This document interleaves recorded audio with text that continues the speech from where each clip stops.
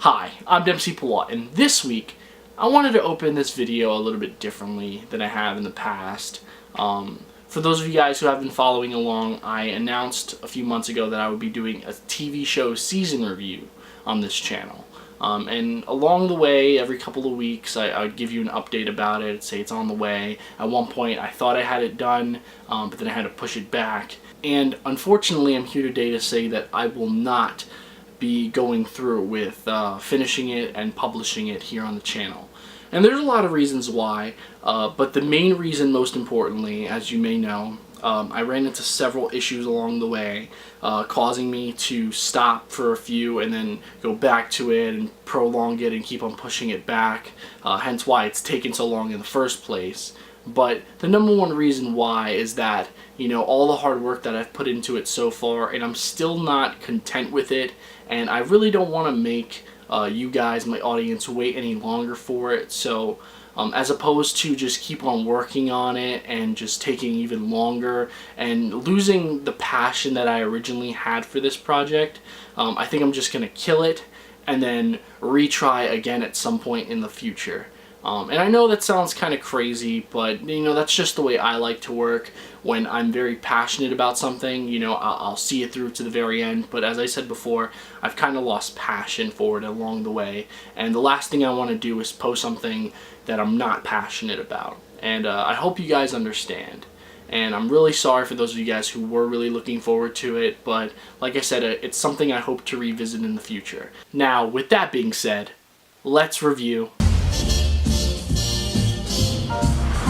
The Meg was directed by Jon Turteltaub, and it's based loosely on a book called Meg, a Novel of Deep Terror by Steve Alten. Now, the film stars Jason Statham, Bingbing, Rainn Wilson, Ruby Rose, Winston Chao, and Cliff Curtis. The film follows a group of scientists and researchers who unleash a prehistoric shark during a rescue mission. Now, this film was... I should have just seen BlacKkKlansman. It wasn't bad, it was just a popcorn flick. Now, this is a film that you go to see just to be entertained at the bare minimum.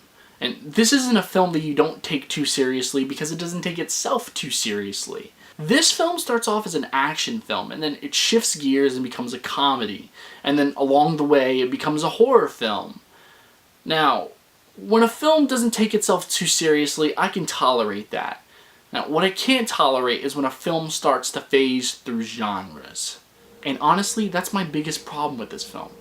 Because of its constant shift in genre and the resulting shift in tone, this film becomes less enjoyable throughout. Also, for a film about a bloodthirsty shark, the kill count is way too low.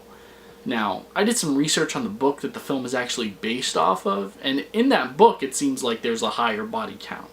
And that confuses me, because people come to shark movies, people come to monster movies in general to see people die, to see how people are going to die. You know, that's kind of the whole fun of the experience. It's kind of the whole fun of the genre. But then again, as I said before, this film doesn't know what genre it is. Now, I know it sounds like I'm being a little bit too hard on this film, but believe it or not, I did find some redeeming qualities in it. For instance, some of the performances in this film were fantastic. One of the most recognizable faces in this movie, besides Jason Statham, is Rainn Wilson. And for those of you guys who don't know, I mean, I would hope you know, he's the guy who plays Dwight from The Office. And watching him in this, I could not stop thinking about Dwight. But essentially, he plays like the billionaire genius who comes to visit the scientists and researchers right before they discover the prehistoric shark. And he actually does a pretty good job. It's against what we're usually used to seeing him as. I mean, for me, you know, I've pretty much just seen him as Dwight, but it's really interesting to see him do something else besides Dwight. And I think he has a whole lot of fun with that character, too. Another actor whose character I really liked in this film was Cliff Curtis. Now, for those of you guys who don't know who he is, you might recognize him from the Walking Dead spin-off, Fear the Walking Dead. Yeah, even if you don't know who he is, I highly encourage you to look up his filmography, because I've been a fan of his for the longest, even way before the Fear the Walking Dead show.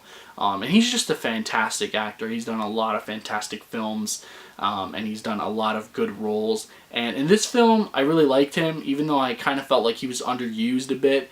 But for the most part, he seems to be having the most fun. He's relaxing, he's chilling for most of the movie, and yeah, like, I guess if they could have done one thing better, I think they should have just utilized him just a little bit more. But despite that, he was still very fun to watch. The last actor in this film whose character I really liked and whose character was probably my favorite in the film was Paige Kennedy, and honestly, a lot of you guys may not know who he is. In fact, I'm going to be very honest, to a lot of people seeing this movie, he may be a fresh face to them. But honestly, being the film buff that I am, I have seen him in some stuff before. He was in that awful yet hilarious Leprechaun sequel, Leprechaun 6, Back to the Hood. Way back in the day, he was a really great character in that film. I don't want to spoil anything. And he was actually also a Vine star for a very brief period in his life when Vine existed. And I know when people hear Vine, they kind of get cringy and they worry, but he was actually one of the more funnier people to watch on Vine when it did exist. Him! What did I do? Nothing now, but that's what you're gonna do in the future, you stupid mother! See? I told you. Now, while his character is the most cliched in the film, it's undeniable that his character shines the most, and I honestly hope that this film opens doors for him. Going back to what I said before, this film just does not deliver. In action, in comedy, or any genre as a matter of fact. There's something about this movie that ultimately feels cheap, almost as if you're watching a low-budget sci-fi movie, or even a bootleg Fast and Furious movie, but with sharks. Now, on second thought, that one actually sounds pretty good. And for that, I'm gonna give this film 2.5 stars. Did you guys ever watch Shark Week?